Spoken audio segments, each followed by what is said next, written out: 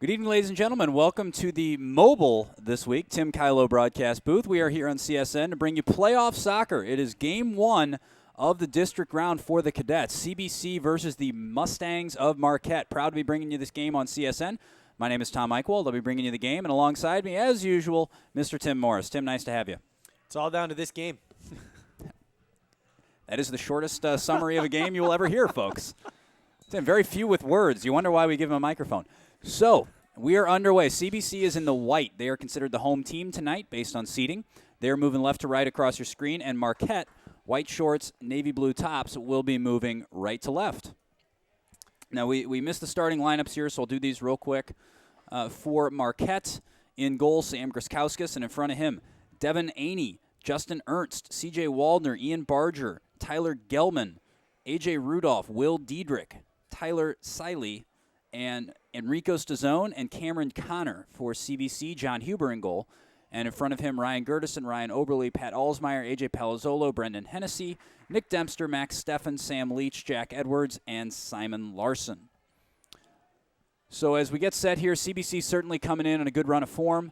The favored team, the number 2 seed over the number 3 seed, Marquette Mustangs. DeSmet had the number 1 seed, and they just defeated Parkway North by a score of 5-0 in the game just before this. It's a rainy night here at Parkway North, but that won't dampen the mood. And as we get set for this one, CBC moving it well, finding Steffen over here on the right side, Oberle over here on the right side, gets a cross in, and handling that ball was Steffen over there. Dempster. We're a little higher up than normal, Tim. It's hard to see. It's tough to see those yellow yellow numbers on the white shirt. I don't think we've ever mentioned those on the broadcast before. Oh. And we do apologize. There is a light pole straight in the middle of the goal on each end. Head is clear by Marquette. As far as Gertison, who gets a good shot off, I did not think that was going to have the kind of pace or direction it had. That's a heck of a rip, but comes to nothing. Yeah, we're kind of blocked in by these equally distanced light poles here at Parkway North. Great facility here. I think broadcasting back in the 1980s when they built this wasn't really thought of. No. So we apologize for those, but everything else should go pretty well. We certainly thank our hosts at Parkway North for being good to us, allowing us to set up in their press box. And here we have a free kick. This will be taken quickly. Nope, won't be taken quickly. Goes right through the hands of Gertison. One thing to mention, Tom, is the conditions today. It is a little sloppy, a little wet. Usually it is a goalkeeper's nightmare. It is. It's a little slick, and these goalkeeper gloves today are designed to play better. They're a little stickier with a little more moisture in them, so a lot of times you'll see keepers throughout the game squirting water on them, take them over to the drinking fountain before a game, squirt some water on them. But they do get saturated. When they get saturated, they get slick. So I think it's going to really come down to technique with these goalkeepers. Proper goalkeeping technique does not have you catching the ball just any way. You want to catch it so that your hands are on the correct side of the ball that directs the ball down into you if you can't hold it. So it will be a technical battle between these two goalkeepers, not to mention the skips and everything else you get in the wet weather. Yeah, and on the offensive end, both teams are probably going to look at taking a lot more shots, taking shots that maybe normally they wouldn't be comfortable taking, but got to put as much as you can on goal. No, you never know what will happen. And as a former goalkeeper, a recovering goalkeeper myself, always yelling at the strikers on a game like this. Hit it hard, hit it low. Doesn't matter if you're 30 yards out, test him. Make him prove that he can handle those, and then you work from there. And we did just see a moment of note there. A.J. Palazzolo took a kick to the chest that went uncalled by the official, so it could be a game where they get to play a little bit. Now coming in for the Mustangs, ball laid off by number 7, Ian Barger, to Stazzone. Ball played back in by Tyler Seeley. And good shot from that was Tyler Gelman, the number 10. Huber does well to control the rebound and hold it. I was just talking about that. Johnny did a nice job of getting his body behind it and cushioning the blow so it doesn't ricochet way out of control. One of the things that I've heard from teams that have played Marquette is that a lot of the offense and a lot of the pace goes through Gelman. And so we're going to look to see what does CBC do to respond with having a target man like Gelman up there. And Gelman is playing in the target role, and in behind him, Ian Barger. We saw him involved there. And this one is thrown in by CBC, dumped in by Edwards. as far as Oberle. Oberle heads across the mouth of goal, and that one is headed out of bounds by Will Diedrich of Marquette. This will be another corner for CBC. Good ball in from Edwards. Another thing on a day like this with wet conditions, these set plays become very, very important opportunities. They do. Not only for CBC but for Marquette, and CBC wants to take advantage of these. And this one's coming in. Right-footed effort from Leech. Punched away. Only as far as Oberle. Oberle hits a dipper, and that is in the top of the net. A correction, that was Gertison. That one was in the top of the net. It did not go underneath the bar. No, that was Alsmeyer. That was the number 4, not the number 3. So Pat Alsmeyer with the hit. Nice rip from Pat. Just didn't quite work out for him. And this is going to be a goal kick for Griskowskis. Clears. Good flick on there. Good flick on there by Seeley.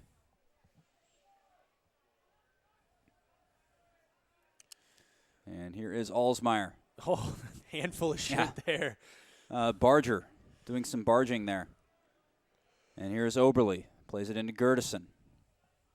Oberle's been a nice addition on this right-hand side. We saw him create a few things in some of those last games of the season. That game against DeSmet, senior night. Saw him create the goal that I think Max Steffen tapped in behind him, one of Max Steffen's goals in that game. So he's been a positive addition to this right-hand side. Started out as a center back / central midfielder / occasionally right-sided center back, but he's really moved into this right-hand midfield role, and it's been a good move for him. Yeah, I think it just also a testament to the strength that Jack Edwards has been on the left-hand side and how good who's number 2, Ryan Gertison, has been as well. Also playing back there has been Wittenauer, helping out on the defensive end. Has opened up a lot of space for players to move around and shift as Mickler sees fit. Yep. And in the midfield tonight, you have kind of a triangle of Alsmeyer, Hennessy, and Larson, similar triangle to what we've seen. Hennessy and Larson, your more possession-type players. Alsmeyer, your wrecker in the back, but he's very good on the ball as well. Good ball played over the top by Palazzolo. Doesn't quite fall for Leech, but Steffen's right there to control, and good defense. Steffen goes into a player late. Yeah, you can't do that. And that was a foul by Max Steffen on. Turn around for us so we can get a number. No, he's very adamant about running sideways. And then turning the other way. I think that's a number 5, is it? Is that Justin Ernst? So good to see that he's okay. Took a barge. And Griskowskis' kick flicked on. Edwards is beaten. And again, the man involved, the danger man, Tyler Gelman. And that's played out for a goal kick. But that's a couple times now they've looked to get a flick header onto Gelman's feet. You've seen the ball played in very, very quickly, flicked on from the midfield into Gelman. So I think that's something CBC will look to control. Really pressure those headers. Try not to give too many of those headers away. And then, of course, on the back end, you got to mop up. Yeah, Marquette sitting very comfortably. If you look, they've got 6 players that are forming the back line defensively. Very comfortable letting AJ have tons of control. I would say that's a risky move. Giving him the ability to play it wherever he would like on the field, not giving him any pressure. I'll say 2 things about that first. First, omen-wise, playing against what is essentially a back 6, Chaminade 2012 state game. Yeah, that's true. Back 6. It worked out well for us. And the other thing I'll say is with AJ, yes, he's got all that space, but it's really on these midfielders to show for him because we've seen a couple times now he's playing that long diagonal ball, which, okay, sometimes it works, sometimes it doesn't. I mean, it's like swinging for a home run in baseball. Sometimes you're going to hit it, sometimes you're going to strike out. I would like to see him mix it up, keep it on the deck a little bit. That way he can really set up that diagonal ball because the defense isn't looking for it every time. So I think it's going to come down, if he does have that time, for AJ to look for a couple options, almost like a quarterback looking through multiple layers of reads rather than going with the same ball. There it is. There it is again. Same ball. Which is not a bad ball, but when you do it every time, the defense gets wise to it. And looks like they're going to say that's a goal kick. If I do say, though, with the back 6 of CBC in that 2012 season, there was an X factor. Yep. Jake Meyercord was a little bit of a an X factor. I don't think they have that kind of speed out there right now, but. Well, I was going to say also Giovanni Dokai in the back, making plays out of the – like if you look at those goals, a lot of them came through the X-Man. They did. Giovanni currently plying his trade at Quincy. Mm-hmm. His two younger brothers, currently CBC seniors. I'm sure Joey and Franco are either watching this broadcast live or will watch it later, so shout out to them. Also shout out to one of CBC Soccer's top fans, Joel Dunphy, watching down in Florida, I believe. We're jealous of you, Joel. He's at a lot of the games. CBC class of 64. If you're around CBC Soccer, you certainly know him. So, Mr. Dunphy, hope you're enjoying the broadcast. And here's Alsmeyer. Alsmeyer lays it off to Gerdeson. Gerdeson up to Oberle. Oberle can't control. Heavy touch from him. And Will Barger can't quite get it into Gelman. And Palazzolo's got all the time in the world. There it is, keeping it on the deck. Here's Edwards, just a sophomore.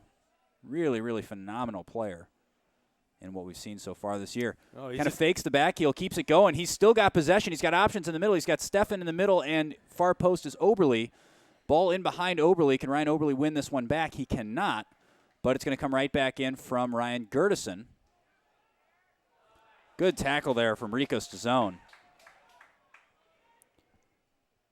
And Alsmeyer does a nice job to break that one up. That's what you want that defensive midfielder to do, break up any promising possession for the opposition. So we're at 28:51, so about 11 minutes in. Tim, what are your thoughts on the first 11 minutes so far? A little frantic, but what do you think? I would say a little bit frantic, but also I do like the possession that's being generated by CBC in these conditions and the opportunities that are coming from that, and also just the opportunities that are coming from the non-traditional, like Edwards making that run on that far side. Like those aren't things that are necessarily planned for, but I mean he had a good 40 yards to take it, and it's nice to see a player that confident coming from out of the back to take it and go up the sideline.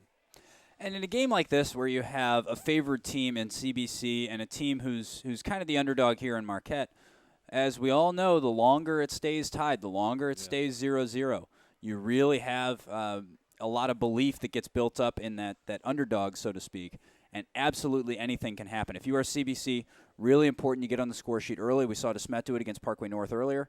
You really need to get one early and just kind of show Marquette. They might be coming in saying, hey, maybe it's not as bad as we think. Maybe you got to really slam the door early if you're CBC. Looks like we're going to get some changes here for Marquette. All of them pretty much up top and on the wings. Looks like trying to keep fresh legs, a little different look. Yeah, I mean, DeSmet, when we came into CBC last week, dropped an early goal, and that changed the dynamic of the game significantly. CBC always has been a team that's played well up a goal. Yeah, Max Stefan with an early one, and then two more. Score early, score again, score often. As Coach Mickler likes these guys to understand. Tim, I don't believe a team has ever scored more goals than the opposition and lost. It's the nature of the sport. I think so. Barcelona would say it's a flaw. Everything's a flaw if it's not perfect there.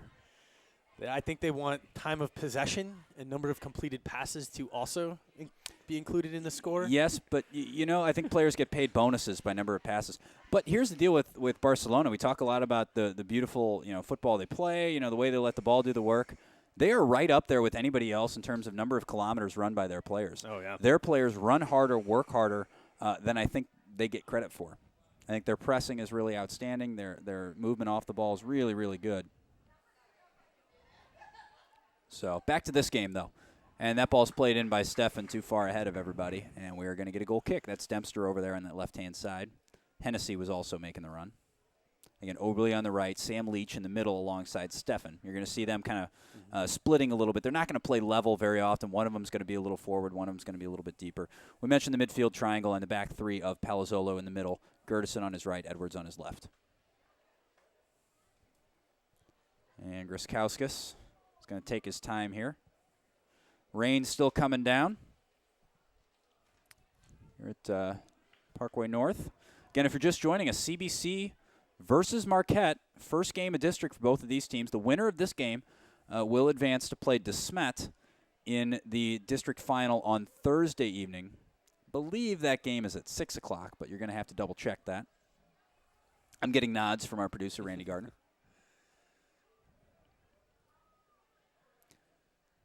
And CBC in the white, Marquette in the dark blue. Scoreless as of now. Oh, and there was a little bit of a mistake there. Let's see if Marquette's going to try to force this. Oh, Palazzolo heads back. Huber's got to be on his horse. He is. There's a giveaway. And that ball is played into the middle.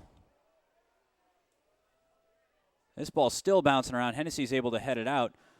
Sloppy back pass from Palazzolo. Huber does everything he can to keep it in. I think if you were Johnny Huber there, you have to let that go out. Yeah. I would rather have a corner 7 days a week, 24 hours a day, than surrender a ball in that situation. Now, it worked out. There was no goal, but there was definitely an opportunity there for Parkway North if they were able to get that in. Marquette. We're at Parkway North playing Marquette. Correction. I don't. What day of the week is it? I don't. I'm just trying to remember the wisdom of Bob Ryan, who taught us our broadcasting trade. Never correct. Really, Tim? Never correct your partner on air? That was what Bob always told us. Especially on senior night, right, Tim? Exactly. Dave Geerling, if you're watching, a tip of the cap.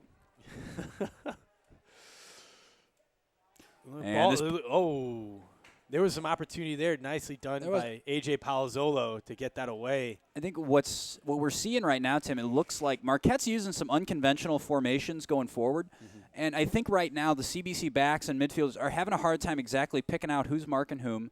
I think we're seeing runs crossing, and I think Marquette's doing a nice job of that. They're a well-drilled team. I think CBC is really going to have to be careful, and a lot of it's going to come down to communication. A.J. Palazzolo is the vocal leader back there. Really going to have to come down to communication of calling your runs and following your runs, because they're doing some unconventional things coming forward. And a lot of times we're seeing Gelman dropping a little deeper and players running aside of him. Goal! That's a goal for Sam Leech. Yeah, Sam Leech. Sam Leech puts one in from distance. And again, we talked about hitting it from a way out and test the goalkeeper, and Griskauskas really had no chance at that one was the problem for him. Not a problem for Sam Leech. And CBC is on the board with a 1-0 lead.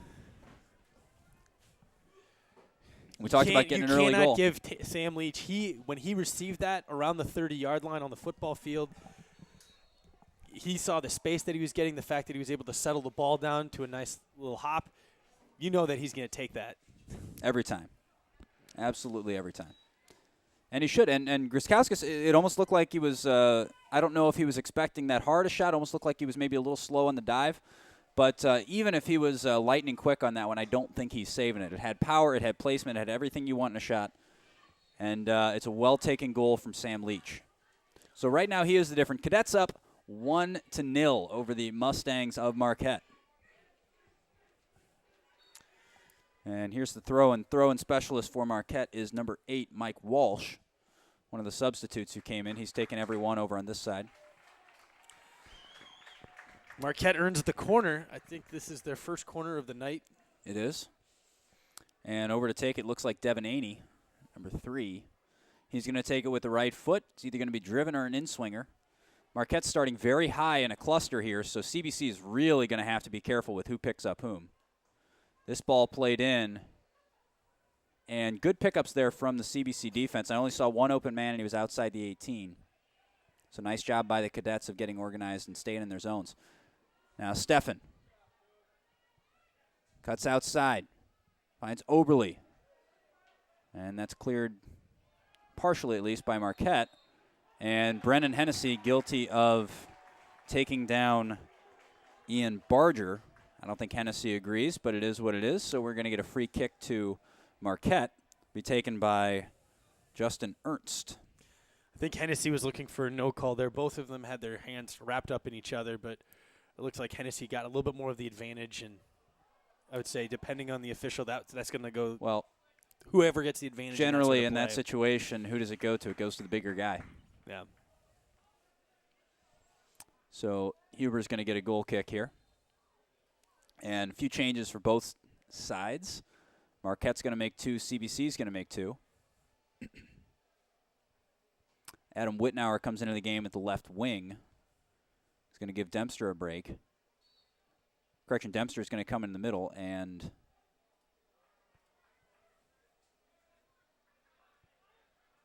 I think it was Hennessy that was Hennessy taking the break.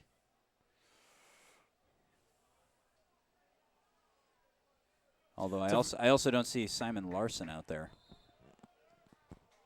So Simon Larson and Hennessy have both been subbed off at some point. Apologize for not being all over that one. Small numbers, long distance. Nighttime. Raining. Excitement. Any other words you want to add, Tim? And this one's taken over by CBC in the midfield. Steffen. Leech, the goal scorer, finds Max Steffen on the return ball.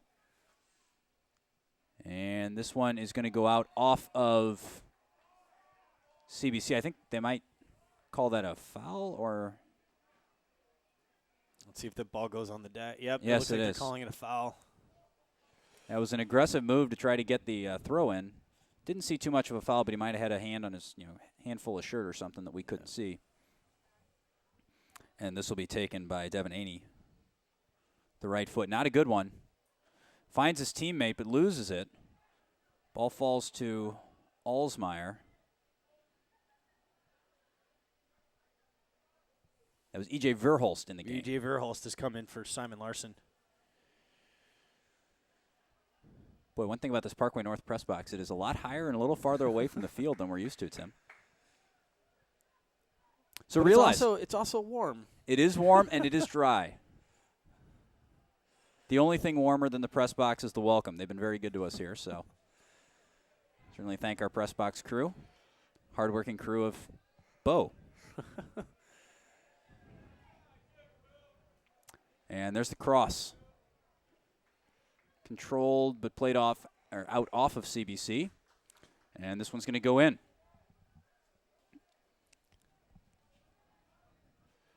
Ooh, good read by Leech. Ooh, not the ball he wanted. That's going to be tough to control in the wet weather. And there you saw it. Dempster tries to head it up the line, but wet ball tends to slip on wet hair, so he's not able to control it. And it'll be a Marquette throw. 18-13 to go. And this one will be bouncing around. Crowd reacting to something. We can hear it. And this one falls to Verhulst.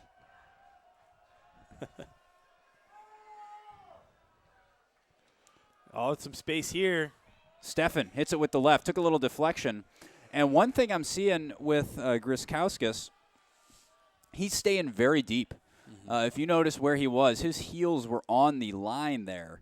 And, okay, that's good if you get a breakaway, you're coming out. But I think that's maybe a little bit too far back. I'd be very interested to see if CBC is able to play one into that kind of space at the top of the 18. They're going to be able to get a runner on it before Griskowskis can react. It does, in theory, give you more time to react to a shot, but it also gives you more space to cover because the angle's different. So that's going to be something that I will keep an eye on, Tim. I figured you would. I love talking about goalkeepers. One other thing, speaking of goalkeepers, they protect the goal, Tim. Well, if Cadet fans need protection, call State Farm agent and CBC alum Tim Kylo for all their insurance needs. Will CBC need insurance here? No. Good interception by Gertison. Tim Kylo is more than just the best insurance guy in town. He's also the presenting sponsor of CSN. We are so grateful for his support. Please call Tim at 314-842-4442 or send him an email, tim@timkylo.com. You can also join our campaign to thank Tim on Twitter. We're trying to give him as many follows as we can this year. So if you're a fan of CSN, check out the CSN on Twitter. We've got links to it, or you can just go directly to him at RiskAgent on Twitter and help us thank Tim on Twitter. And rain's starting to fall a little heavier now. It's downright pouring. Before it was kind of a glorified mist. And here's Steffen. Back heels it to Oberle.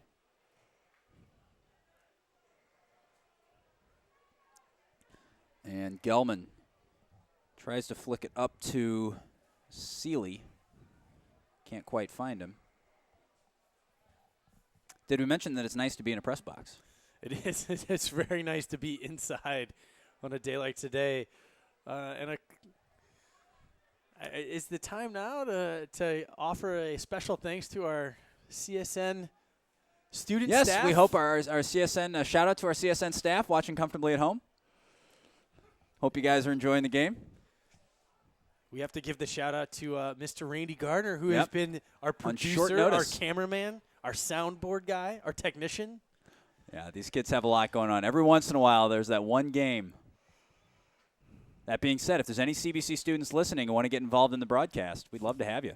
Just come on up to the press box. Oh, here's Stefan, one-on-one. Doesn't quite sit for him, cuts it over to his right. Good goalkeeping from Wiskowskis. He's got to do it again, and there's a slide tackle. Almost put it in on the slide tackle. There's the pressure right behind the light pole. Stefan hits it, and that is wide. Good goalkeeping initially from Wiskowskis. Now, it was a little critical earlier of Wiskowskis' starting position. Where was he when he needed to be? He was right at the top of the 6-yard box, exactly where he needed to be, was able to close it down. And his defenders were very quick to give him some support. So that's good goalkeeping from Wiskowskis and good recovery work from the defenders. Great timing on that one. Played it perfectly so that Max Stefan couldn't really make a play on the ball. Waited for him to make the move. And I will say, good defending, good goalkeeping, but also, frankly, just a little bit of luck that ball, there was a slide tackle there that actually almost put the ball in its own net. So that was a very dangerous situation for Marquette. I think they're breathing a little easier right now. Again, the score is still 1-0 CBC, and in a 1-0 game, anything can happen. The only thing that cannot happen right now is a 0-0 finish.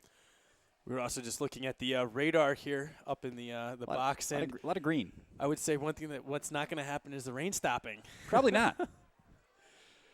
But luckily no lightning in the area, so we're going to continue to play on. And here's the throw-in for CBC, which will be taken by Edwards rather than Wittenauer. Two guys that play left back trying to figure out who's going to take the throw. And Stefan unable to win the throw for CBC. And Marquette's going to be tossing it back in. 13:37 to go. And this one bounces. Edwards claims, still bouncing around a little bit. And that's played in the corner, but it's going to be too far ahead of everybody. And it will be a goal kick for Johnny Huber.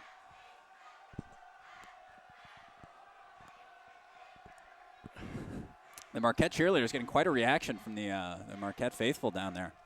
I think that's actually the CBC faithful. Is it? Oh, they are. They're drowning them out. That is the CBC faithful that have come here on this rainy day. Either way, quite a reaction.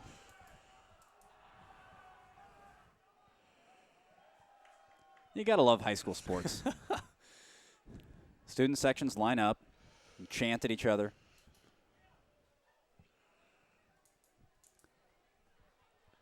And with 12:44 to go, ball still bouncing around. CBC claims. Stefan in the middle. Here's Dempster. Wittenauer with the left. That is the outside of the net. Good look for Adam Wittenauer. That's one of the better looks he sees. Not a player that gets a whole lot of rips on goal, but that was a good one. Yeah, that fell to him perfectly off to Dempster, and so just barely missed the inside portion of the net. But like to see the opportunities. And it's the one thing that I think Coach Mickler's liking is that this CBC team does not ever feel the mindset of have to protect the lead. Every game that I've seen this year, where even when they have a 1-0 lead, the thought is, let's increase the lead. Well, and that to me is the biggest difference between this year's team and the last couple of years. I mean, no secret, last 2 years, not the kind of team CBC is used to. And I think it really comes down to that mentality. This team has the mentality that we are going to take the game to you and we are not going to let up. You know, until that final whistle blows, that's when we'll let up. That's when we'll go back to being gentlemen. We'll shake your hand, say good game, and move on. But until then, they are going to keep the pedal down, and they're going to give you everything they've got for an entire game. Last couple of years, we saw teams start out tentatively. You know, we'll see what kind of game it's going to be. Yeah. Sometimes they'd respond, sometimes they wouldn't. This team is not waiting around to see what kind of game it's going to be. They're telling you what kind of game it's going to be. And I think one of the reasons for that mentality change is the presence of A.J. Palazzolo in the back. Anytime you add now newly named an All-American, So congratulations to AJ. Absolutely. Also, I think it's Tim Steele out of Chaminade, the other selection from St. Louis area. So the two of them are going to go participate in that game as members of the West. We mentioned ex-Dokai before. Also got to play in that game. Last All-American CBC had in soccer. Also a center back. But he's also one of the few players that was on that team. Yep. And remembered what it took to win, to go all the way through. He was on that team. Stefan, as a freshman, got a little bit of time that year. And the only other player in this lineup that was on that roster that day was Johnny Huber. He was brought up as the third keeper behind Brian Dryden for the bench for that state tournament. And with 10:09 to go, 1-0 CBC. You're watching CSN. Tom Eichwald alongside Tim Morris, bringing you Cadets versus the Mustangs of Marquette here at Parkway North. First round of districts. Winner plays DeSmet on Thursday night. And here comes the ball in. In the last 20 minutes or so, Marquette really hasn't had much in the way of attack. They had a flurry early in the game, but really not much since then. And I think it's really been a testament to CBC's possession and CBC's constant attack. They've been pinned a little deeper than they would like.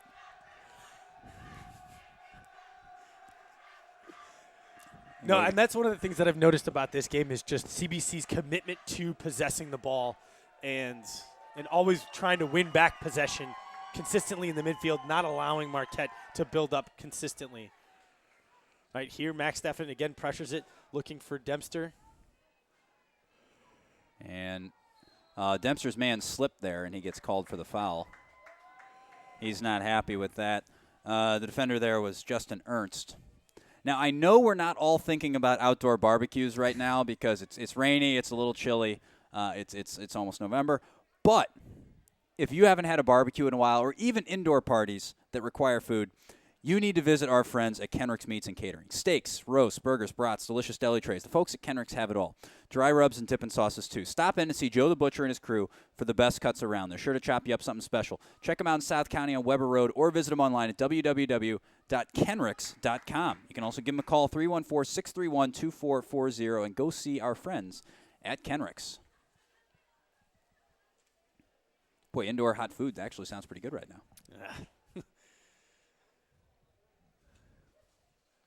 Got a game to finish here. Yes, a lot of soccer to play.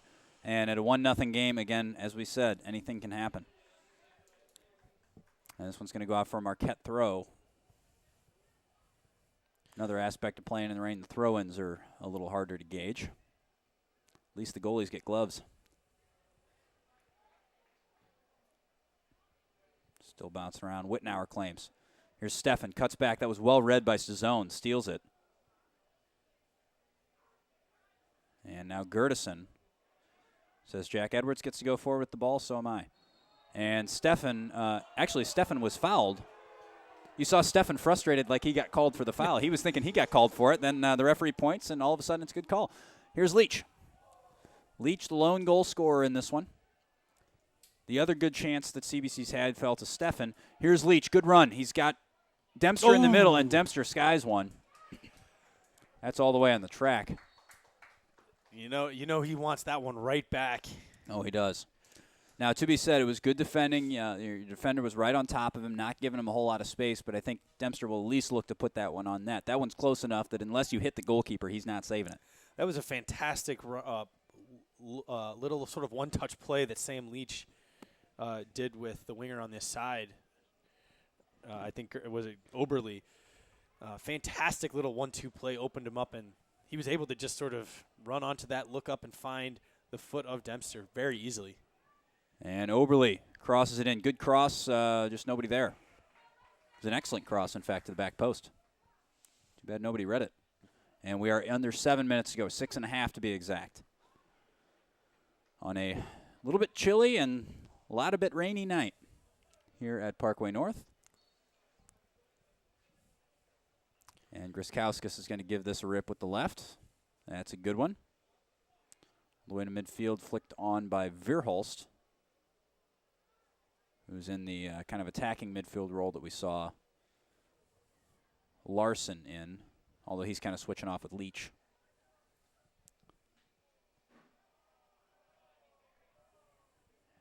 And throw-in goes in for Marquette. Unable to get anybody onto it due to good defending from Jack Edwards. And now Whitnauer. Dempster turns. All right, correction, that is Dempster. That was Larson out wide. No. It is Larson who is in there. Larson's been working out on that left-hand side. Fantastic touch on that ball. One of the things that happens when it's the wet turf is a ball tends to maybe skip a little too far ahead of a runner or skip out of bounds with just like you lose a little bit of that first bounce control. But fantastic touch there to put perfectly in stride to Dempster to create another goal-scoring opportunity. I think Marquette has to start thinking maybe some adjustments need to be made about the amount of space that they've been giving up in the midfield, because CBC is going to keep taking these opportunities, and you give these strikers enough opportunities, they're going to start scoring a lot more of them. So just to be clear on formation-wise, again, we're very high up and a little farther away from the field than normal, and yellow numbers. But Simon Larson is playing up top as a striker. He's got Dempster alongside of him. He's got Stefan up there. They're kind of playing, they're alternating in those roles. Verhulst, Alsmeyer, and Leech playing in the midfield behind him. And then the same back three that started the game in Edwards, Palazzolo, and Gerdeson. Here is Verhulst. Verhulst into Dempster. Dempster controls down to Leech. Leech is getting closed down from behind, finds Nick Dempster. And some good movement off the ball. He's got Verhulst in the middle. Finds him. Verhulst, not sure what that was. I don't know that he knew what that was. And this is going to be brought down by Barger. Gelman controlled off the chest. And some good unnoticed off-the-ball defending there from Mike Walsh, number 8 over here for Marquette. He followed, looked like Ryan Gerdeson all the way back. Or correction, Ryan Oberle did not allow him. He was almost setting a pick. He was almost running a moving block to keep Ryan Oberle from closing in on the attacking player in, I believe, Barger. Not technically legal, I don't think, but he made it look good. He sold it. And here's Grzykauskas. 3:18 to go. In under 4 minutes, again, CBC leading 1-0, thanks to a beautiful strike from about 22 yards or so from Sam Leach. And there's a foul on E.J. Verhulst, and Marquette's going to get to take this one. Imperative for CBC that you don't concede right now. Going into halftime 1-0 is a lot different than going into halftime 1-1, especially when it's a late goal. You have to hold your ground right now if you are these defenders for CBC. You got to stay with your run. Got to be listening to your goalkeeper, and Johnny Huber starting off on his line. Palazzolo heads it down in the traffic. Barger can't get a foot on it, and this is going to be sent back in by Marquette unless Dempster can close it down, and he does. And that was good work by Cooper Gast to try to keep that one in possession. Unfortunately, there was no one in front of him to play it to. That ball's headed up in the air, and that is just over the bar. Very nearly a... that was scary. That was own goal stuff off the head of Palazzolo. And again, we mentioned earlier the wet ball, wet hair, very difficult to control a header. That one was almost right on top of Johnny Huber's bar. I think he got a little lucky there. 2:04 to go. Corner kick from Marquette. I think Marquette's sensing that they might have something in this game. They're flooding the box with numbers. Instead of having everybody waiting up top, they're throwing everybody deep. They've got 4 guys around Johnny Huber right now, and that's headed clear. And looking for it is Dempster. He's closing down his defender, and good hustle from Dempster to chase it back all the way to Grzykauskas, but good composure from the goalkeeper. And CBC really, for the next minute and 32 seconds, has to get into halftime right now. I think they'll look to keep the ball in the attacking half. You know, I don't think they need to rush any shots. I don't think you need a goal right now if you're CBC. What you really need is possession. You need to kill off this half and come out flying in the second half. Yeah, because Marquette just showed a little bit of attacking flair. Some good combinations in there. Good combinations and created some opportunities. And here's a ball for Gerdeson. Gerdeson dumps it diagonally. Well weighted to Whitnauer. Pardon the alliteration. And here's Simon Larson. Simon Larson cutting into the box. Under a minute to go. Simon with the right foot. Saved by Griskowskis. Larson can't get on the rebound. This one is played up top, and Barger will claim. Barger shouldered off the ball by Alsmeyer. Alsmeyer then gives him a hack and takes a little bit of verbal abuse. I don't think that was number 8. That was Mike Walsh. I think took a little bit of exception to Alsmeyer's actions. Covered his mouth briefly, and we saw him exhale. And then that was that. Fantastic opportunity for Simon Larson, and you saw wasn't able to control the rebound. No. Good shot. Good save, though, from Griskowskis. Good initial save. So hard to control the rebound in wet conditions. I'll give him credit for the save. And this one played up 6 seconds to go. It takes something heroic right now. 2 seconds, and that ball played a great ball, but I don't think they're going to have time to finish it. That was a ball from Larson to Dempster, and Dempster chips it into Griskowskis' hands. So that is the first half. It is 1-0 Cadets thanks to a goal from Sam Leech. We are going to go to a word from a couple of our sponsors, and when we come back, we will get you all set for second half district playoff action here at Parkway North. CBC 1, Marquette 0.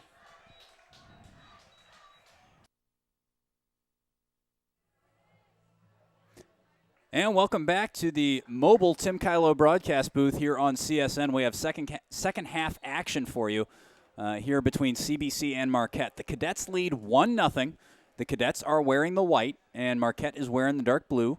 CBC going right to left across your screen. Marquette going left to right. The rain seems to have eased off a little bit, but the tension has not. It is still a one-goal lead in an elimination game for both teams, and anything can happen. Tom Eichwald bringing you the game, and alongside me, Tim Morris. Tim, what do we see in that first half? Well, we saw a lot of counter-attacking from Marquette, throwing a lot of players behind the ball. But it looks like here now that they're in the attacking third, a little bit more pressure, getting some opportunities. CBC, nice job controlling, creating great opportunities. Unfortunately, not able to collect on them.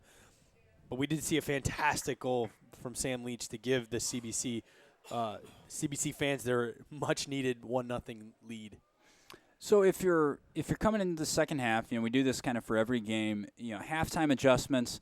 I think if you're CBC, you were starting to create some chances. I think you really just, the only thing I would like to see different from CBC is using the space in the midfield just a little bit more. They're getting more space in the midfield than I think they realize. They've got a little more time in the ball. I would like to see a lot fewer, first balls into the strikers like that. Now watch it work out the one time I criticize it. But here's Sam Leach. Cuts inside. I'd like to see him take advantage of that possession. A, you're not going to do bad things by holding on to the ball, and also you're not going to do any damage by taking time off the clock rather than trying to strike so quick in one pass, two passes, something like that. So I'd like to see CBC settle into a little bit more rhythm in the midfield. And for Marquette, Tim, you mentioned they're trying to be a little bit more on the front foot, trying not to get pinned back deep as much. Anything else you expect from Marquette in the second half?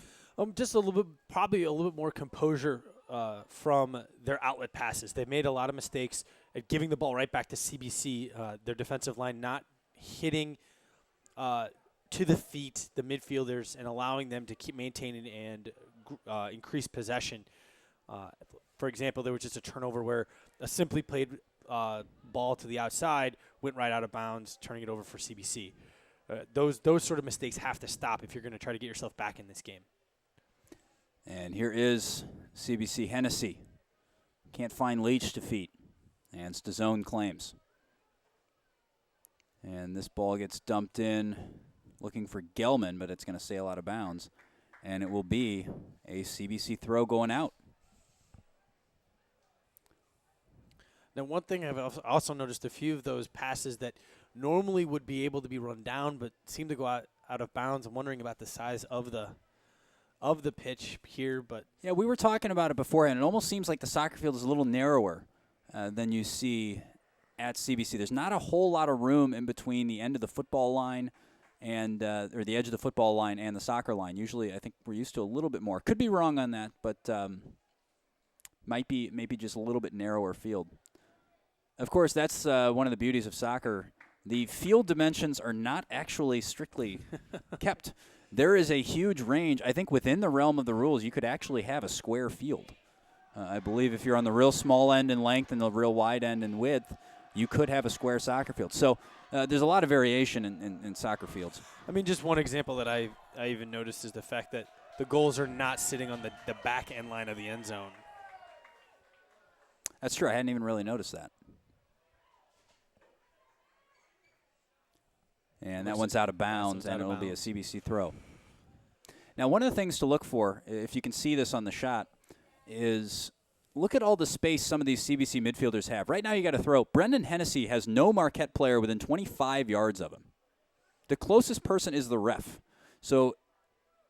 And they bypass him. One of the things you've seen, you've got the space like that. This is what I was saying at the start of the half. You've got the space like that, but so many times you're seeing the ball played long from the backs directly up to the strikers, which that's one type of tactic, but I don't think you need it. I think that's maybe desperation, strikers drop back, midfielders get forward. That's one way to play, but that's not the way CBC is really looking to play right now. And Palazzolo clears, only as far as to zone. To zone now into Barger. Barger to Gelman. Good build from Marquette. Ball played in. Are we going to get a cross here? Slide. And it'll be a goal kick. That was a slide from A.J. Rudolph. Might have had a little bit more time just to try to get his foot on it. So again, some of that composure you talked about, Tim. Yeah. I mean, there's no reason to give up possession that easily to CBC. And speaking of giving up possession easily, Johnny Huber doesn't want to do that. So he is going to play it out to Gertison, and they're going to look to Bill. Now, what does Palazzolo do? He's got Edwards here on the near side, and he's going to go direct again. Again, not a bad ball to try every once in a while, but you don't need to do it every single time. It gets predictable. You know, we always use the example. When you have, in the NFL over the last few years, maybe not as much this year, but you've seen in college football, high school football, it's huge. The read option, the danger of the read option is unpredictability. If you do the same thing over and over again, you lose the advantage. If everybody knows that the quarterback is going to keep it, then there's no advantage to running the play. The same is true especially of that center back, that lone center back in a three-back system. So much of the distribution onus falls on him that everybody in the opposition keys on him because he is most likely the one that's going to start the attack. That's why you got to be good on the ball if you're going to play that position or that system. When A.J. Palazzolo plays that ball long every time, he's taking away the threat that he is. He's kind of negating himself because if he does a few other things, then all of a sudden you're guessing. You're on your back foot, and then that long ball can be effective. But if you don't establish that by mixing it up, you're really not helping yourself. And here's Huber. He does play it long, but he's a goalie. When in doubt, kick it as far as you possibly can. Loves to give it a ride. He can do it, too. He's got a leg on him. There was some nice buildup that we were showing there. Great opportunity. I love the work that Max Steffen and oh my goodness, I am blanking on names. I think Leech and Dempster as well. Yeah. Yeah. The three of them when they work together, they can be flying. Just a half step off on that centering pass, and I think it would have been a great opportunity for a shot on goal. Alsmeyer plays diagonally to Dempster, and he is whistled offside.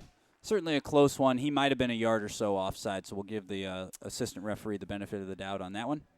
It does make it a little bit nicer when they've got those lines painted for the official. That is. Advantage of playing on a football field.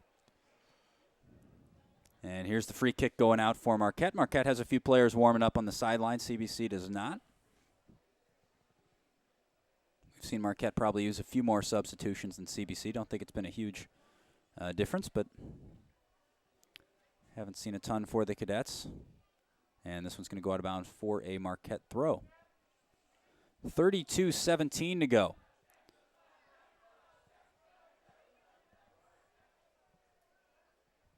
And I believe, was that CBC senior Sam Slapshack getting his own chant by the student section? I believe it was. They're trying to keep their spirits is that an up. honor? I don't know. I don't. On a cold day like this, you got to use the voice to try to keep yourself warm. Absolutely. And this one's going to be taken quickly by Sam Leech back to Edwards. And Edwards has a little bit of time, finds Palazzolo. He's got Gertison out wide, and he's going to dribble it. And then he's going to play the long diagonal right to a defender.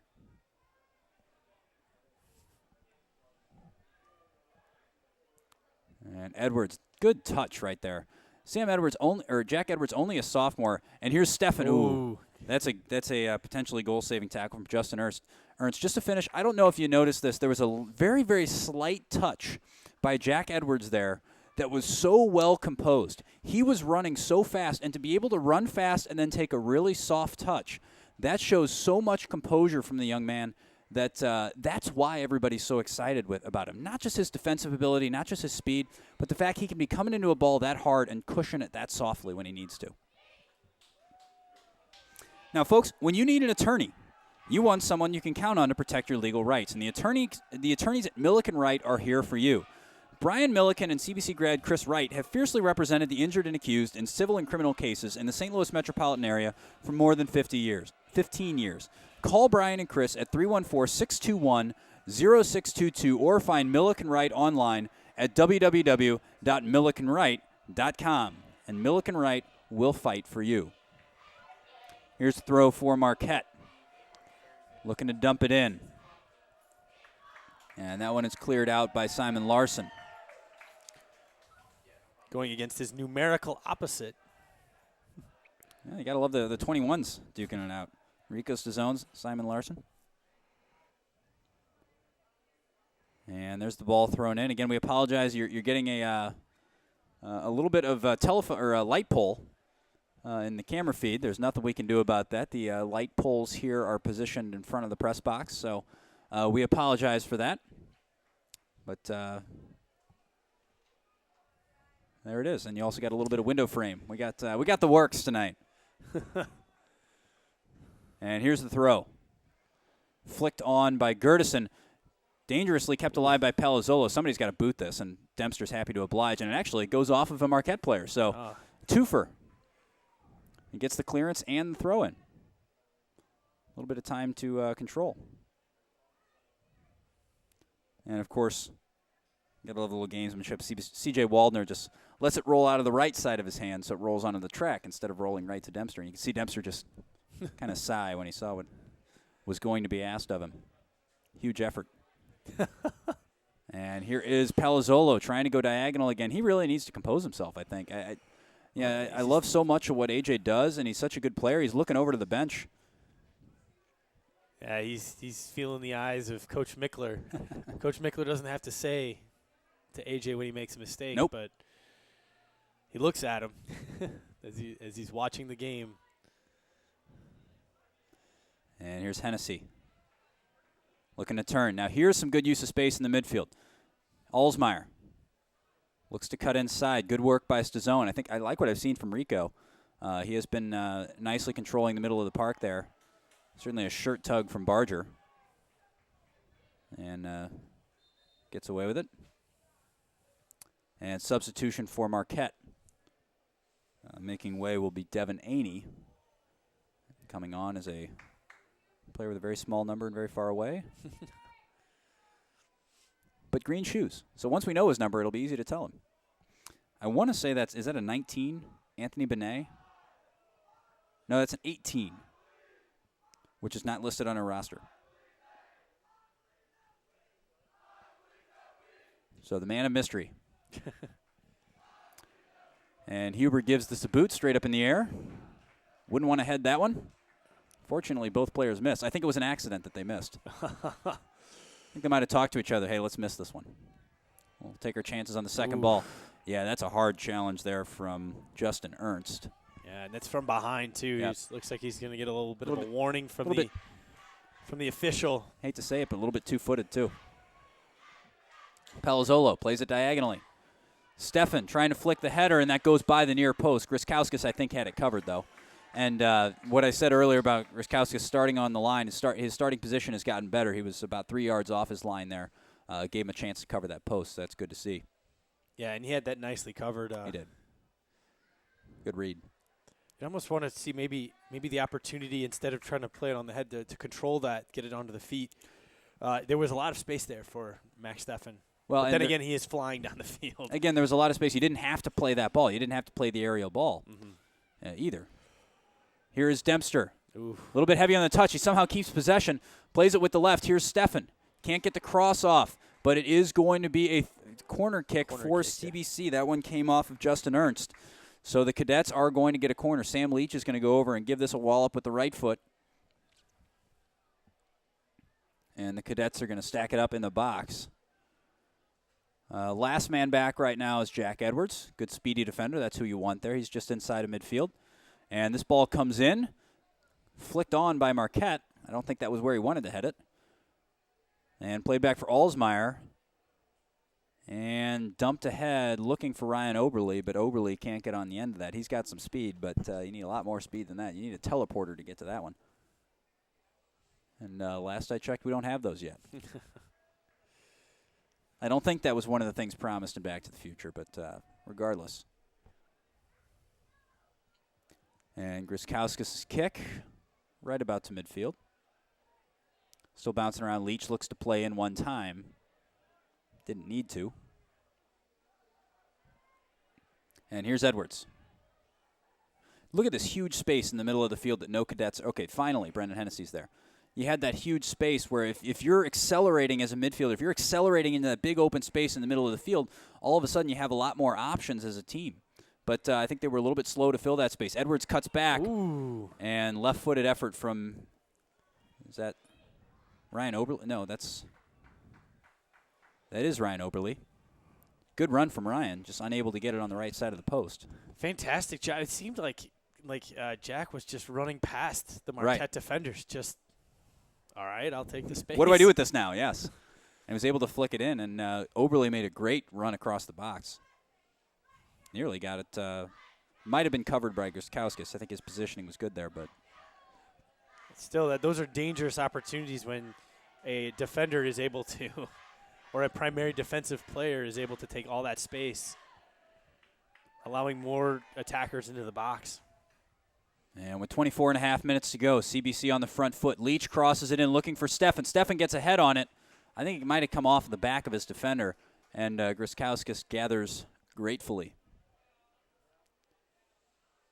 Adjust the shin guard, which is the universal sign of boys take a breather for a second.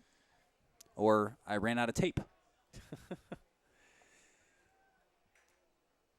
And that one is headed on by Gertison. Bounces around a little bit. Hennessy gets away with a little barge in the back. I think for the most part the referee has let him play. To a point. To a point, apparently. To a point being Max Steffen's right shoulder there. But referee has let him play. We kind of saw it early on, in the first minute or two of the game. Saw A.J. Palazzolo take a little bit of a boot to the chest, which is not, generally considered acceptable. I don't think it was malicious, but still no call there. So that kind of tells you what kind of game it's going to be. And here's Leech. Leech controls with the back heel. I think he was trying to play it to himself. Couldn't quite get on the end of it. Good read there from Justin Ernst, and good clearance from Griskowski. Or Griskowskis. Yeah, that was going to be called. That's a ill-timed challenge. Alsmeyer took down Barger, and he's going to walk away from that one. I think there were too many defenders behind him to give the yellow card for. I don't think it was an intentional foul to break up the attack, but it had the advantage of breaking up the attack.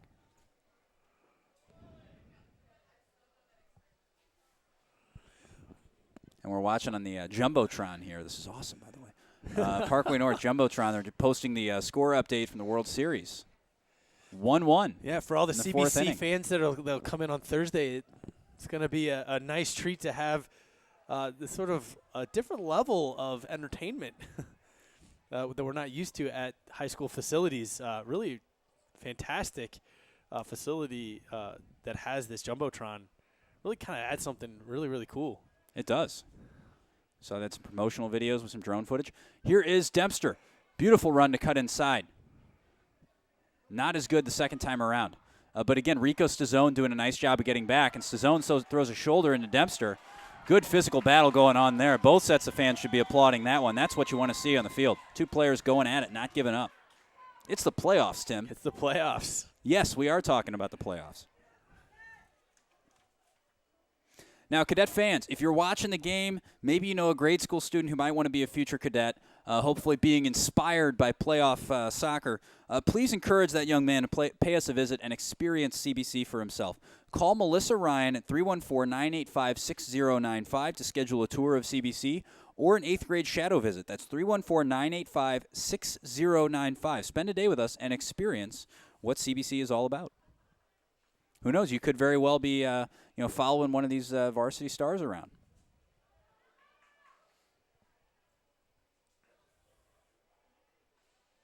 So it's great. You introduce them to the varsity stars, and they somehow know who they are. I get introduced to them sometimes as the commentator, and they're like, "Wait, what? There's commentary?" Like, oh, thanks, boys. But that's how it should be. Alsmeyer plays back to Palazzolo. And nobody in the midfield really showing for him, but does nicely to find Edwards. And I love this. Palazzolo gives a little apology wave over to Ryan Oberle. Sorry, man, I didn't hit the diagonal that time. You saw it. He kind of Oberle was expecting it there, didn't get it, and Palazzolo gave him a little wave. But I will say on that one, it'd be nice to see some of these midfielders for CBC tracking back to help AJ there. There I thought the long ball might have been the option just because nobody was really tracking back and showing for him. And this one's going to go the way of the Cadets. Alsmeyer takes quickly and finds Dempster. Dempster trying to dump it in over the top for Larson. And Larson looks back, says, to feet. Well, Larson wasn't even making the run. No. It's one of those moments of just look up. Yes. Just take your time. Just look up. And I think if you're CBC, you really need... We need an insurance goal. Yes, you need a second. Need a second goal. Absolutely. You cannot allow one of these attacks for Marquette to result in, some sort of, shot on goal. All it takes is one. And you cannot allow Marquette back into this game. We talked earlier about this team being different from the last couple of years in the way they've been able to step on the gas. Really need to see it here. You need to see CBC kick into a gear here. With about 19 minutes and 25 seconds to go, that they've got a gear Marquette can't go to, and they need to go there.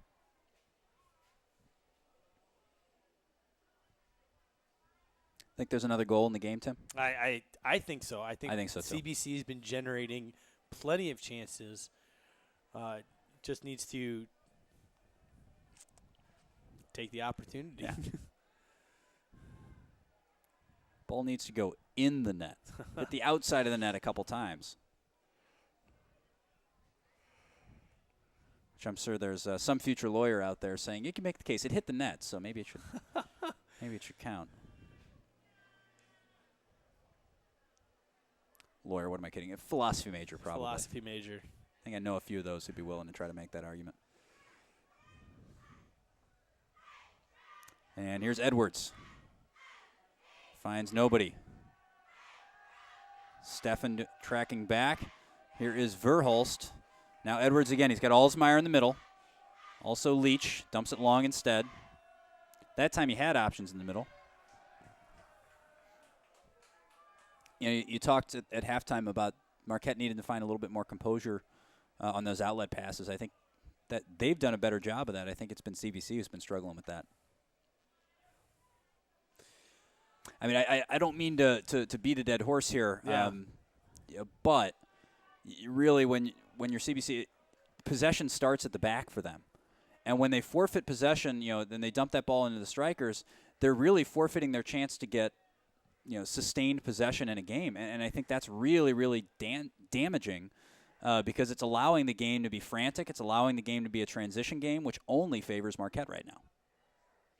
So that's why I'm harping on it. That's why I think it's such an important point for the Cadets to get right. Because if you don't, your possession chances are going to be very limited. Good cut inside from Leech, but a little too heavy on the touch. And Marquette looking to build. Oh, there's a runner wide open at that far side that nobody picked up. I think Oberle was too slow to track back with the mystery man, number 18. Yeah, bad ball there. But they're going to have to watch that. If that ball gets played from Marquette, if that ball gets played from, I think it was Barger, rather than to this near side, back to that far side. Number 18 was all the way through, and there was nobody. Nobody but Johnny Huber between him and a goal. So that's going to have to be communicated. That was right in front of the bench, so I imagine that point was made. Yeah, I'd be interested to see if there's going to be a change-up for CBC to add something to this midfield. A lot of standing around, not being open. I mean, that was something that was available in the first half, right? A lot of space in the midfield that Marquette was giving up. But I think Marquette has put the pressure on, tried to win that battle in the midfield, sort of taken it to the midfield. And CBC needs to respond, because Marquette has been building possession, has been building opportunities. Right, and we're seeing Verhulst in for Hennessy. There's a little bit of a speed difference there, so Verhulst a little bit speedier, hopefully able to get back a little bit, quicker. Just different types of player. But I think. But even, for example, Dempster can step back. He doesn't have to push himself all the way down to the end line, like we're seeing him right now. Right, because there's all of this space behind him that if he takes advantage of by coming into that space, absolutely, that creates and generates more possession. And look right now on the screen, you can see number 7 Barger. There's nobody from CBC anywhere near him. I mean, you got all that space, one defender, throw 2 guys in there, make the defense change their shape. Don't let them set up wherever they want. He can't cover 2 of you. And Stefan loses out. Marquette trying to break. Here is Gellner, finds Barger. Barger back in the middle. Johnny Huber had to be quick off his line there, and he was. Gellner was closing in. Good interplay between Gellner and Barger. I think, unfortunately, a lot of their attack has been those 2. Yeah, and they've been getting the space, and they've been getting their opportunities. Seems like they like to be running at the CBC defense. And we got a stoppage of the clock here, and are we going to get a booking? We are. That's a booking for Pat Alsmeyer. Must have been something off the ball or something he said. We did not see anything. And Jordan Rolfe, who happened to be warming up, is going to make way. And the CBC coaching staff a little bemused by that one. You see hands raised over there by, I think that's Mike Fuller over there. A little bit confused. So Alsmeyer's got to take a break. And the ultimate gauge of what a coach thinks about a yellow card, Tim, how long does he spend on the sideline? Of course, the rule says you have to be taken off the field. It does not say how long you have to be there. So he's going to get a drink of water, and he's not sitting down. He wants right back into this one. Alsmeyer is such a key player, though. He can't be losing his composure in this. I mean, you talk about, CBC makes changes, and you'll see him make sometimes almost wholesale changes, but you never see Pat Alsmeyer leave the field, and there's a reason why. So he needs to get back out there, I think. Yeah, but I think one of the things is waiting for him to calm down from whatever he said, whatever happened there. He needs to calm himself down. And I think it's Coach Whalen talking to him about, maintaining composure. Stay in the game. Right. He's not being punished right now. He's just trying to calm him down. Yep. And he looks like he's going to go over and now talk to Mickler. And this ball's played in the middle, cleared by Marquette. Edwards takes a look around him, tries to head down. Jordan Rolfe plays over to Gertison. Gertison back to Palazzolo. Ryan Gertison all the way across to Jack Edwards. Good ball from Ryan. Yeah, this is to better. Restart. And this he's is got all kinds possession. of room. Carry it. There we go. There it is. Okay, now turn forward. Sam Leech looking to flick. Miscommunication with Larson there. And now Stefan. Little too heavy on the touch, and bold tackle there. Luckily, he didn't catch his player, because if he does, that's probably a yellow. Stefan plays it out to Dempster. Now Edwards. Dempster. Stefan. Good movement from CBC. This is better. Keep it on the deck. Edwards intercepts. He's going to cut inside. Cuts back to the left. Toe pokes it ahead for Dempster, who is onside, but he's going to get closed down by Justin Ernst. Good defending, and that will be a goal kick. It's a nice little combination play of possession. Looks like Alsmeyer's now going to come back on. Yeah, he's coming back on. And it looks like Simon Larson's going to be given a break. Hasn't had too many of those tonight. And Alsmeyer is going to drop deep, and Jordan Rolfe is going to move forward. I would think. Either that or they're going to. Well, I mean, with this setup that is right the now, case. Yeah. So, yeah, Alsmeyer is going to man Mark Barger. It's probably a good call. Leech tries to poke it ahead. Nobody there. I think composure for CBC really needs to be a little bit better. We saw a glimpse of it there in the kind of interchange over here between Stefan and Edwards and Dempster. Like to see a little bit more of it. Sam Leech controls. And the rain does appear to have stopped, or at least has lessened significantly. So the ball's not getting any wetter. I wouldn't call it dry, though. That one goes out of bounds, and it's going to be a CBC throw. I have to say, one of the things that I have been really impressed with is Jack Edwards on this sideline. A lot of the great possession in that interplay has gone through him. And they're giving him space, and he's got the awareness to recognize it. Somebody needs to be telling Max he can turn there. He can turn and go to goal. There's nobody. But I agree, and Jack has done a good job of recognizing when he has space, of recognizing the open man. You see him looking around before he gets the ball. He knows what he's going to do with it before he gets it. That's again, he's only a sophomore, but you're seeing senior-type maturity from him. Ball played in by Barger off the head of Alsmeyer. Gertison trying to clear. Alsmeyer shanks it a little bit, but it's going to be enough to get out of bounds, and CBC will get to set it up a little bit. Yeah, with 11 minutes left here to go, CBC needs to make a stand. We really need that goal, Tom. I agree, and that's a handball from Marquette. Good call. No doubt about that one. And Johnny Huber is going to give this a ride. He's got the leg. Just don't want to slip and miss-hit it because then you're 30 yards from your goal. What do you think, a nice three-wood? I think a driven three-wood here. There it is. Gotta get the hands just a little bit ahead of it. Keep it nice and low and burning. Although I think, you talk about different trajectories, especially when you're a goalkeeper and you're that far away from your goal. You don't want to try to do too much with that. You want to put a nice, comfortable move on it just simply because you want to make sure you keep your footing on a slick field. And that one's out of bounds. It'll be a CBC throw for Edwards. 10 minutes now. CBC tenuous 1-goal lead. They've had a couple half chances. I wouldn't say they've had anything super promising since that goal. I think they've kind of been sputtering in some of those middle gears a little bit. I don't think they've really hit their high gear, and largely because they haven't been able to generate or sustain the kind of possession they need. And you do give some credit to Marquette for closing down when they've had it, but they're giving them all kinds of space in the midfield. And CBC's just not capitalizing on the space they have. I think that's the way I'm seeing it, Tim. I don't know. Maybe I'm missing something, but I think it's that simple. There it is. There's that space. Here's Dempster. Dumps it back across to Leech. Leech cuts it back onto the right foot. Can he get a shot away? No. Cuts it across to Dempster. Dempster's going to get a shot. Scuffs it a little bit, and he's frustrated with himself because that's an easy save for Griskowskis. So Sam Griskowskis has been the busier of the two goalkeepers. I think by a good ways tonight. He's done well.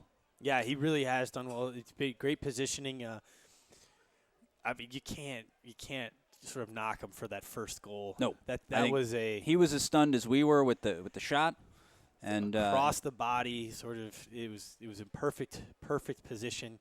Just out of reach. I don't think he really had a chance at it. Right. And the rain's pouring again.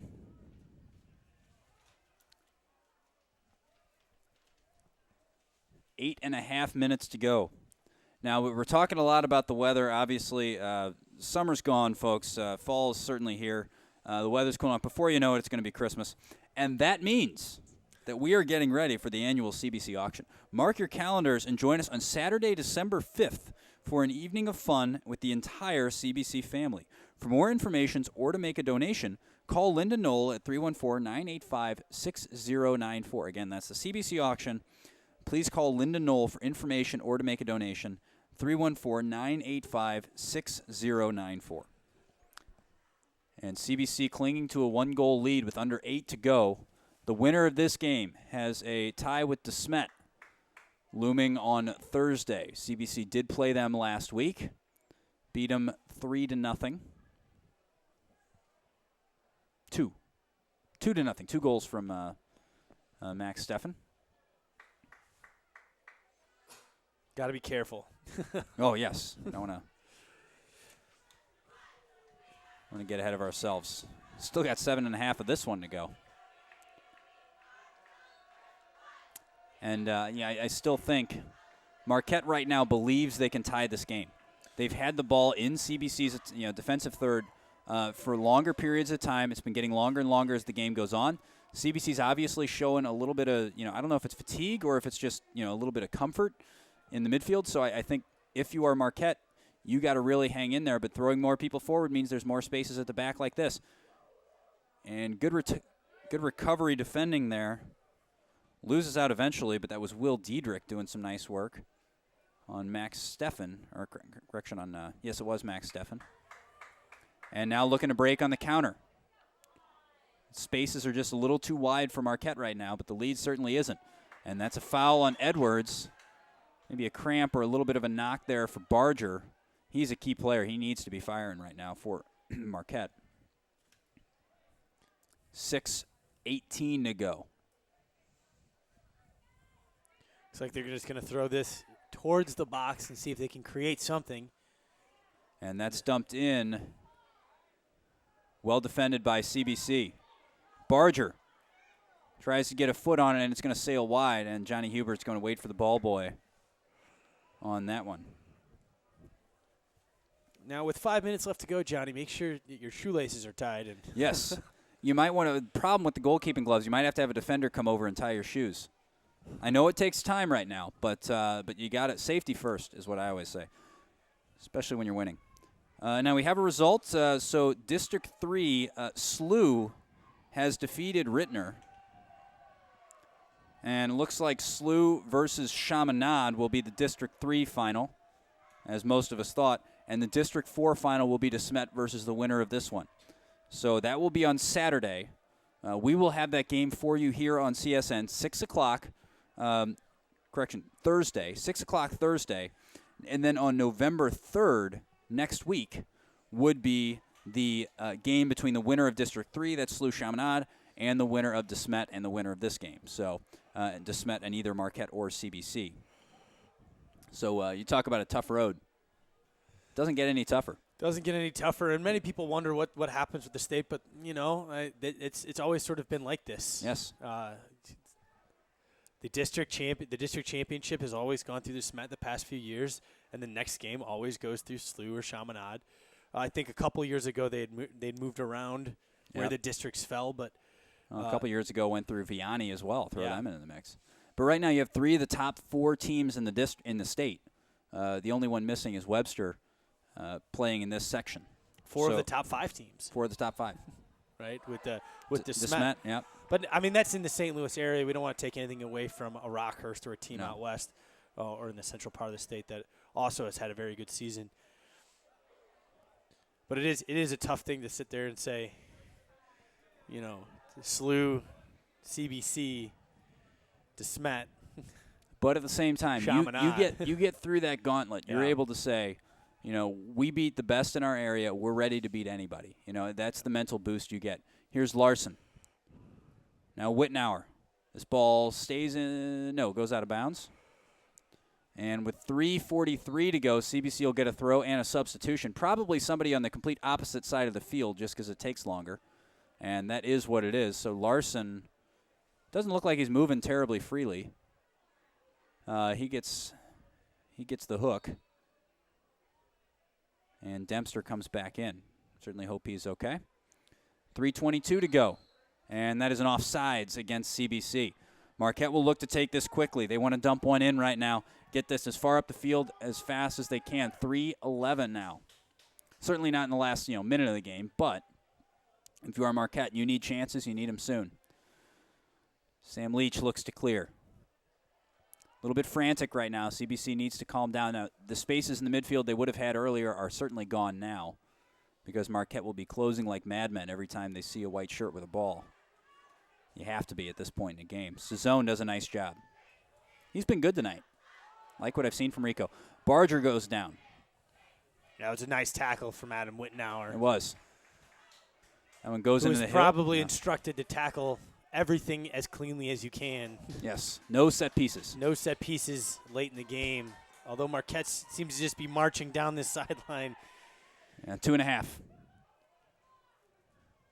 Alsmeyer is going to dump it. Nobody there to chase it except for a couple of Mustangs. And looking to build with it now will be Will Diedrich.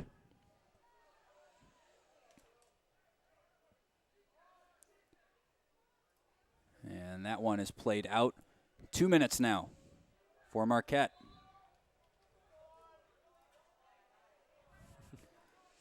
So the way it looks, Eureka and Jackson will play in the District 1 final on Thursday. Lafayette and Vianney will play in the District 2 final. So the winner of the SLU Chaminade de Smet and CBC Marquette District would then play the winner of Eureka, Jackson, Lafayette, Vianney.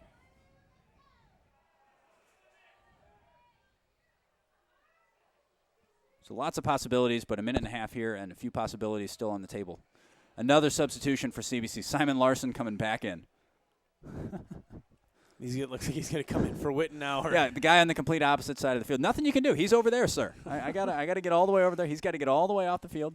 Especially here, he has to get all the way off the field because the throw-in's right there. Yep. Of course. I mean, you can't have more players on the field. So 1:06 to go. And Alsmeyer dumps it deep. It takes time off the clock. Under a minute for Marquette now. Griskowskis needs a good one. Gives it a pretty decent boot. Bouncing around. It's going to go out of bounds. CBC throw, 44 seconds to go. Definitely want to stretch. Oh, yep. Make sure you have the right person throwing.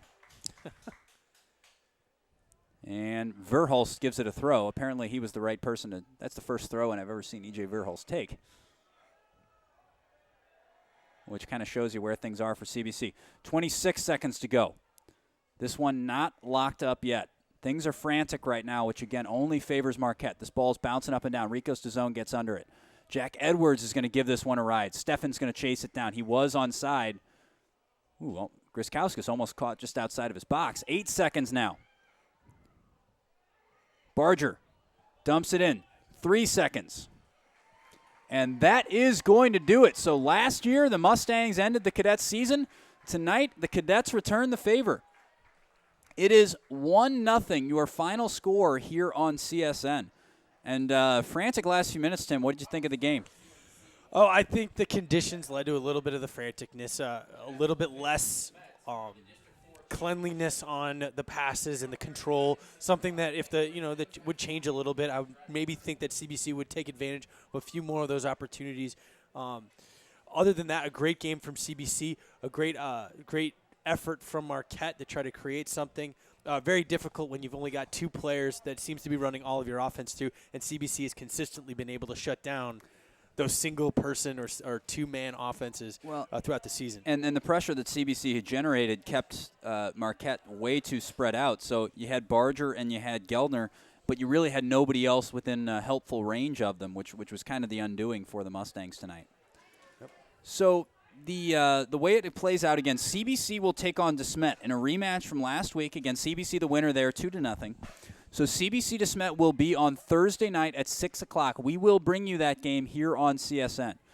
The winner of that game will play the winner of SLU Chaminade, which will be going on at the same time. We will do our best on Thursday to keep you updated on that. Maybe you'll have to tweet us right here in the booth, score updates if you're watching that game, which you can tweet us. So if you want announcements about what's coming up on CSN, at CBC CSN, feel free to tweet us. That's going to do it. Again, we want to thank all of our crew, the students that make these broadcasts possible. We certainly want to thank Mr. Randy Gardner for all the work he put in, not just tonight, but throughout the year.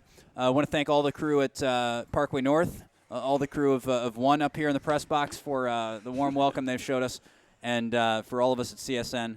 That is going to do it. So for Tim Morris and for all the rest of us, I'm Tom Eichwald, and we will see you on Thursday for CBC De Smet. Doesn't get any better, folks.